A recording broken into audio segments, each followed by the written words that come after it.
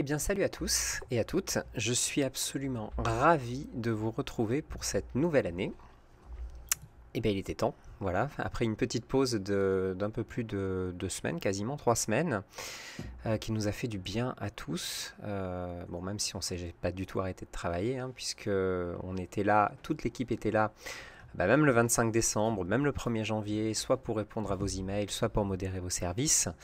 Mais en tout cas, on s'est un petit peu relayé pour tous prendre un petit peu de vacances et ça nous a fait du bien. J'espère que vous avez fait de même parce que c'est très très important de se reposer après une année de travail bien remplie. Et j'espère aussi que vous avez passé de très bonnes fêtes, que vous avez profité en famille, que tout s'est bien passé. Et je vous souhaite en tout cas de la part de toute l'équipe une excellente année 2020, aussi bien sur le plan perso que sur le plan pro. Et en tout cas, que vous réussissiez toutes les choses auxquelles vous avez pensé et que vous avez entamé en 2019 et peut-être que vous continuerez en 2020. Voilà, donc nous on repart sur de bonnes bases. Ces lives ont commencé donc depuis septembre. Je crois qu'on en est à peu près une quinzaine. Je n'ai pas compté exactement le nombre de semaines, mais ça doit faire à peu près ça. Et on va continuer au rythme de un live par semaine, toujours sur cette nouvelle année, avec encore des personnes qu'on recevra, des membres de l'équipe qui interviendront, ou moi tout seul, comme d'habitude, avec vous, et en essayant donc de vous présenter les choses intéressantes qui se passent actuellement, les sujets importants, des sujets éducatifs, et des choses un petit peu plus générales, ou liées à l'actualité, comme aujourd'hui, où on va parler bonne résolution, mais aussi finir sur le petit bilan de l'année qu'on a fait déjà avec Geoffrey lors du dernier live. Je vous invite vraiment à le regarder.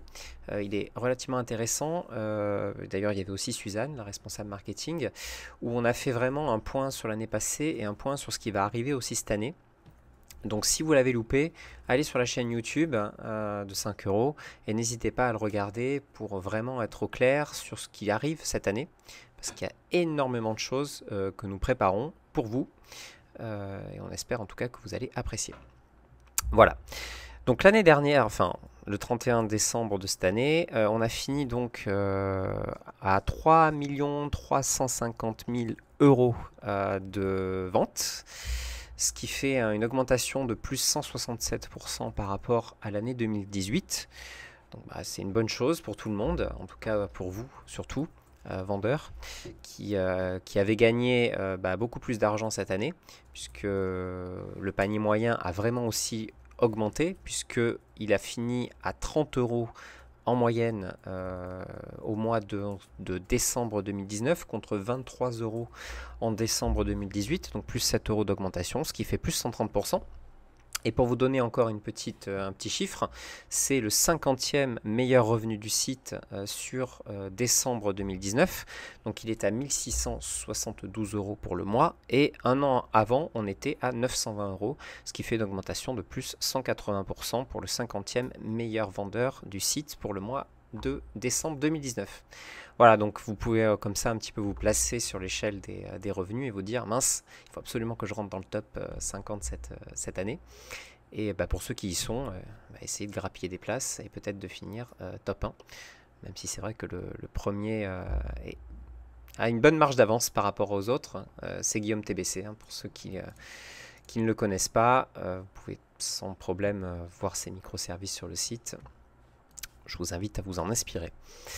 Voilà, donc ça c'était pour faire un petit point sur les chiffres. J'ai demandé sur Discord quelles étaient les résolutions à venir pour l'année qui vient. Et j'ai eu pas mal de réponses, donc déjà merci beaucoup d'avoir participé à cela. C'est plutôt cool. Et je vais faire un petit point sur les personnes qui m'ont répondu. Bon, il y a beaucoup de choses qui reviennent, hein. Les gros sujets qui reviennent, c'est surtout augmenter ses revenus. Ça, oui, c'est normal, mais ça veut dire aussi que 5 euros a une place prépondérante aussi dans votre vie professionnelle, en complément de revenus ou même des fois pour certains en revenus primaires. Donc ça nous fait extrêmement plaisir, c'est évident. Donc le premier vendeur qui m'a répondu, c'est Lumen, qui est actuellement disponible. C'est dommage, on ne voit pas ses microservices, mais bon, vous devez le connaître, hein, il fait des super montages photos. Donc lui son objectif pour 2020 sur 5 euros, c'est d'arriver à 4000 euros par mois de vente sur 5 euros. Donc, il est déjà, il a déjà un bon, disons, un bon objectif. Je pense qu'il va y arriver. Parce c'est un vendeur qui est vraiment parti de rien il y a 2 ans, qui galérait pour faire ses premières ventes, et aujourd'hui il a ce genre d'objectif-là, ce qui prouve assez facilement que sur 5 euros on peut largement arriver à gagner sa vie, mais il faut s'en donner les moyens, et en tout cas c'est ce qu'il a tendance à vouloir faire.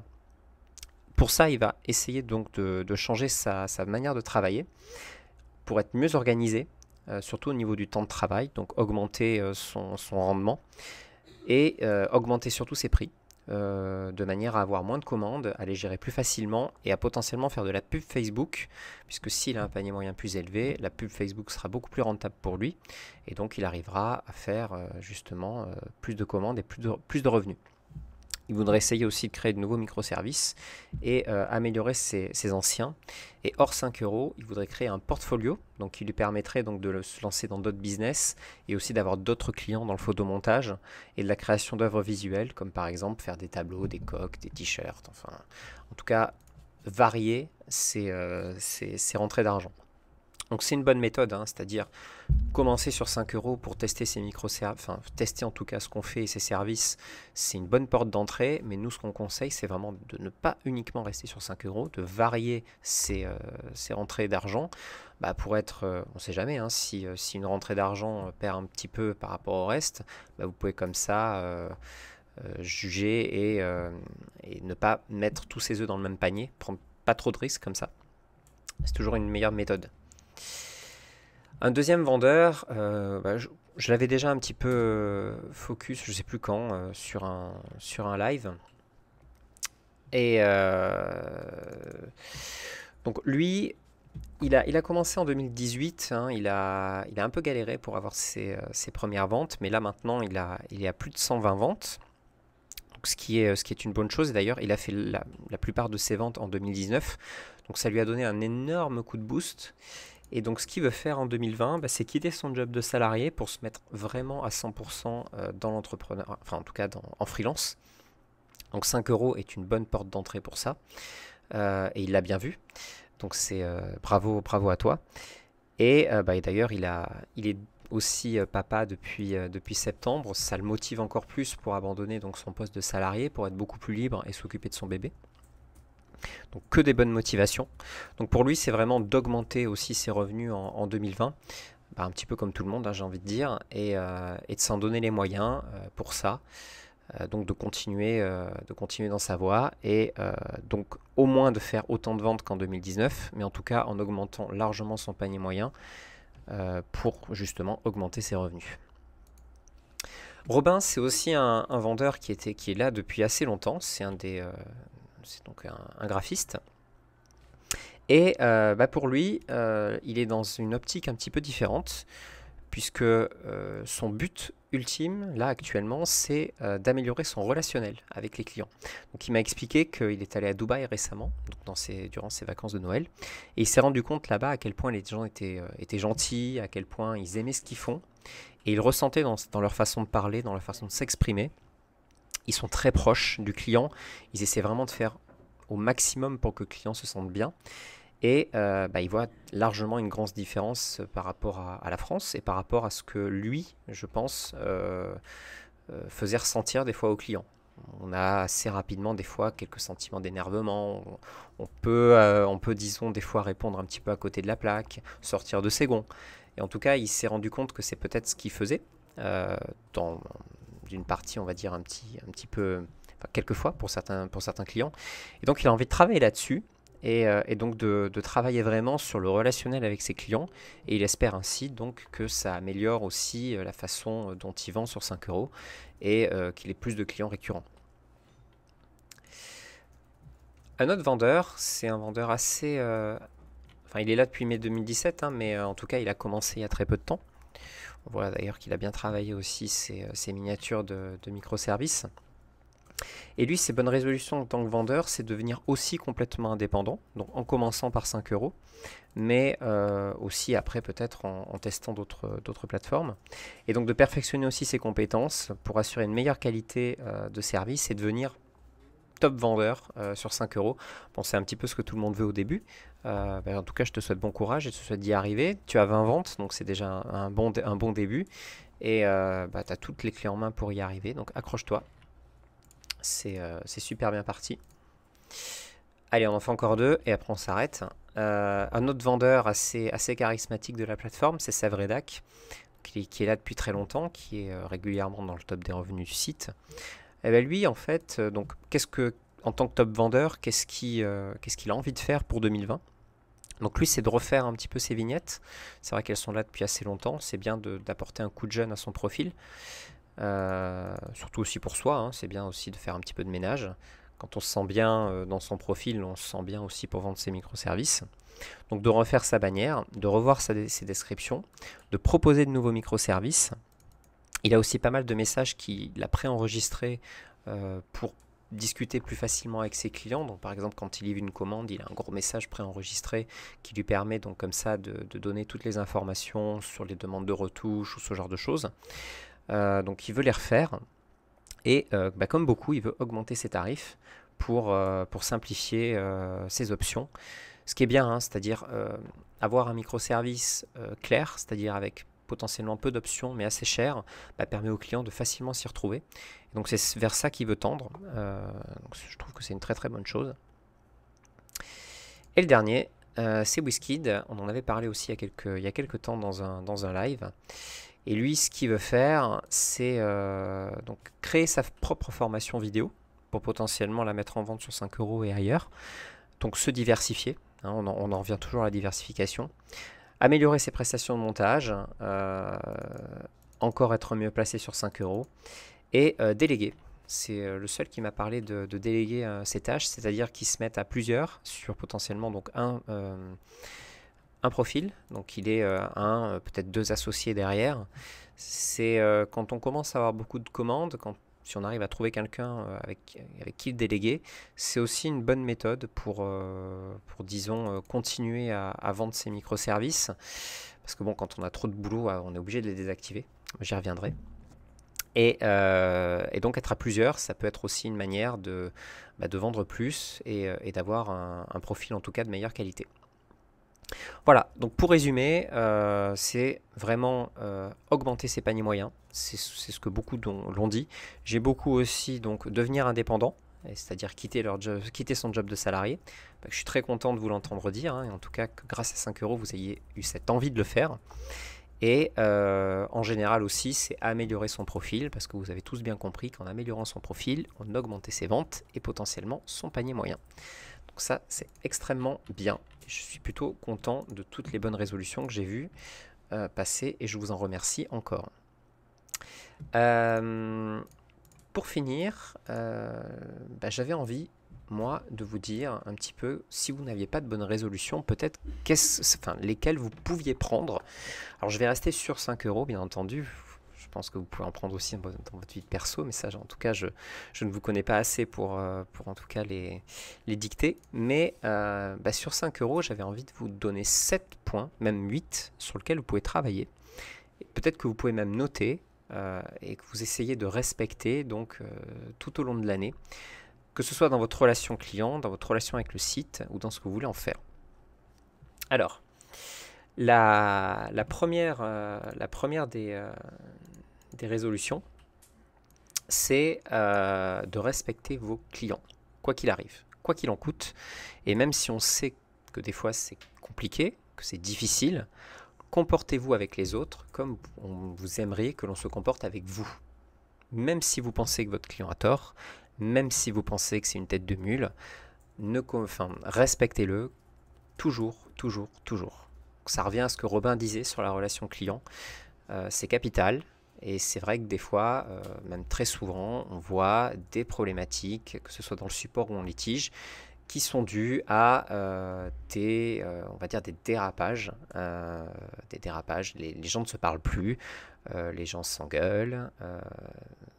Donc on sait très bien que ça peut être difficile, mais même si votre client vous crie dessus, essayez de garder le contrôle. Vous êtes le vendeur, vous êtes le professionnel, donc c'est à vous de toujours garder le cap. Et si vous gardez le cap, vous verrez que la plupart de vos conflits se résoudront tout seuls. Donc ça, c'est votre première résolution, respectez vos clients. La deuxième, ça fait un petit peu partie de la première, c'est de toujours répondre à vos questions, aux questions que l'on vous pose. Que ce soit pendant une livraison, que ce soit pendant une commande, que ce soit même dans le cadre d'une question à vos microservices. Si quelqu'un vous pose une question, c'est que la personne a besoin d'une réponse derrière. Donc même si la réponse, vous n'avez pas forcément envie de la donner parce que peut-être que la question n'est pas en rapport direct avec ce que vous faites, un petit mot, ça coûte rien, ça coûte peut-être quelques secondes, mais ça donne au client déjà l'impression qu'il est écouté, et ça c'est capital. Parce que même si vous ne ferez pas la commande avec lui, bah peut-être qu'un autre vendeur, parce qu'il s'est senti écouté avec vous, il aura confiance en la plateforme, donc il ira voir quelqu'un d'autre, et c'est quelqu'un d'autre peut-être qui aura cette commande. Mais inversement, comme ça, si quelqu'un d'autre bah justement dit que explique qu'il répond correctement au client, bah même s'il ne passera pas la commande à ce fameux vendeur, bah peut-être qu'il reviendra à ce moment-là vers vous, parce que vous avez répondu. Et justement, bah, c'est toujours mieux d'avoir un humain en face qui vous répond quand on vous pose une question. Essayez de poser une question à quelqu'un. Qu'est-ce que vous allez dire si on ne vous répond pas? Bah, vous allez prendre de haut la personne, vous allez dire que c'est plutôt un con, en parlant simplement. Et vous allez peut-être aussi vous dire que cette plateforme, elle est remplie de vendeurs qui ne répondent pas. Et donc vous allez partir. Et bah, c'est toute la communauté qui perdra un potentiel client. Donc répondez aux questions que l'on vous pose. La troisième bonne résolution, c'est de regarder les formations 5 € et de lire les CGU du site.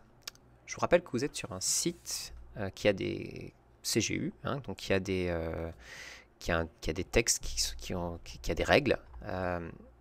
Si vous gagnez de l'argent sur ce site, n'oubliez pas qu'il faut savoir exactement comment il fonctionne. C'est pour votre propre, sécurité, que vous ne soyez pas surpris si nous prenons une décision à votre égard et que vous puissiez aussi anticiper les choses qui ne sont pas autorisées ou potentiellement autorisées et que vous ne saviez pas. Donc n'oubliez pas, hein, hop, ça c'est mon pense-bête, je vais le mettre de côté. N'oubliez pas les conditions qui sont ici. Voilà.